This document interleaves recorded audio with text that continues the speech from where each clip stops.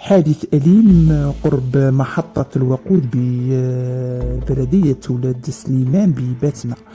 الحادث وقع بعدما نزل مواطن ينحدر من بسر من سيارته لقضاء بعض الحاجيات، تاركا أبنائه البالغين من العمر 12 و 15 سنة داخل السيارة. وبعد فترة من الزمن نزل الأولاد هما أيضا من السيارة محاولين قطع الطريق، فإذا بهم يتفاجؤون بشاحنة قادمة بسرعة في اتجاه المعاكس، فقدر الله أن يفارق الحياة في عين المكان.